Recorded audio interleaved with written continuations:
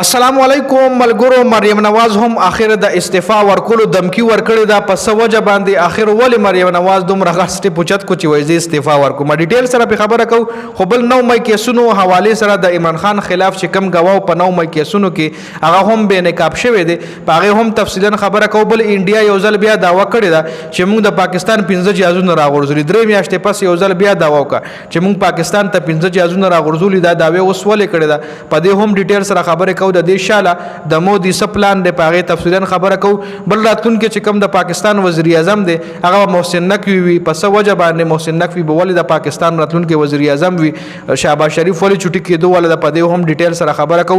بل صحافي اسد تور دی چې امریکای راتلو او هغه در تیار جهاز نه راکوس کړل شوی دی. هغه هم ډیټیل سره خبره کو. دا ټول تفصيلات در سره ویډیو کې شریک کوم.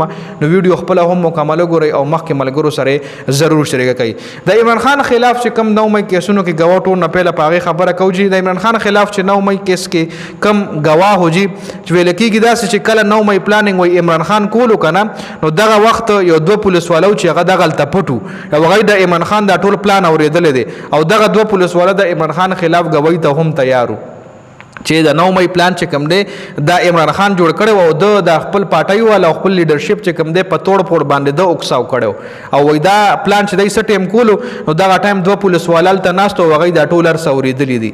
نو هغه دوه پولیس والا چې کوم دی دا غي حقیقت دا ښکارا شوی دی چې هغه په دغه ورځ په چټي باندې وغي اړو په ډیوټي اونه او څنګه باغه مطلب عمران خان دومره کما کړل چې هغه دومره پلان جوړولو او هغه به قتل نه بسای بس داسې ناستو او بس شاله ولا خلکو غوږی خلو لکه دا انبلیویبل غونته خبره ده. خبر د انډیا ایر چیف درې میاشتې پس د دې خبرې داوا کړې ده چې مونږ وای پاکستان ته درې جهازونه راغورځولې دي. نو د دې اوس دا ولې په درې میاشتې پس وکا د سره ثبوتونه نشته چون کې ثبوتونه پاکستان سره چې د هغه انټرنیشنل میډیا هم خبره بیا کړې و چې واقعي پاکستان انډیا له جهازونه راغورځولیو خو انډیا سره هیڅ قسم ثبوت نشته. دروغ دا داوی کوي چې مونږ پاکستان ته درې جهازونه راغورځولې دي. اصل کې نریندر مودي چې کم دی خپل هار په دې خبره پټي. نریندر مودي د انډیا چې څومره موام دي د مودي خلاف شوی دی. نو مودي اوس دا یو نریټیو جوړی چې موږ دغه جنگ بایلل نه دي او موږ پاکستان ته درې جهازونه راغورځولي دي. خپل عوامو ته یو قسم له تسلی ورکوي خو دې کې هیڅ قسم حقیقت نشته جی. بل مریم نواز د استعفا ورکولو دمکی ورکړی دا. سینیئر صحافي انصار عباس ویلي دي چې وزیر اعلی پنجاب مریم نواز د بیوروکراسي تقرری کی سیاسي مداخلت نه کولو پالیسي په وجه نون لیگ کی کشیدګي جوړه شوې ده. مریم نواز وایي چې څومره هم بیوروکراسي تقرری ده هغه کې سیاسي انوالومنت زنه منم او کچره تاسو هغه کې نون لیگ مجبوري کې او په دغه تقرری کې انوالومنت کوي نو بیا به استعفا ورکوم.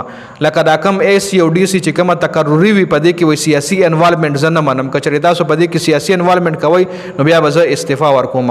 خبر دا خبره هم ورل چې راتلونکي وزیر اعلی به محسن نقوی وي او شهباز شریف چټي کېدو ولدا د جی یو آی چې کوم سینیئر رهنما دی حافظ حامد الله ویلي دي چې محسن نقوی به د قومي اسمبلی الیکشن ته د جنگ نه لاوي او اغه نه پس په غره پاکستان وزیر اعظم جوړیږي او زرداری او شهباز شریف په هم محسن نقوی ته وټ ور کوي. لکه ته به مجبور وي دی به هم محسن نقوی ته وټ ور کوي. خبر صحافي اسد تور چې کوم دی امریکای راتلو چې د جهاد نه د تیار جهاد نه راکوس کړي دي. اصل کې کتا سو ګوري د حکومت چې کوم دی مختلف قانونو کې د عمران خان په وخت کې دا صحافي چې کوم اسد تور په د باندې تشدد شو نو مولانا صاحب شهباز شریف مریم نواز دی باقاعده د تپوس ته ورغلی وو چې موږ تاسو سره اظهار یکجهتی کوو دا تاسو سره ډیر ظلم زیاتې شوی د عمران خان په حکومت کې. یو صدای په حکومت کې غریب چې کوم دی خپل کار ل امریکا راتلو چې هغه تیار جهاد نه راکوس کړي دي. نو دا په دې ویډیو کې مکمل اپډیټ شو. د ویډیو کتلو زیاته مننه. ویډیو ضرور مخکې ملګرو لور رسوي. والسلام.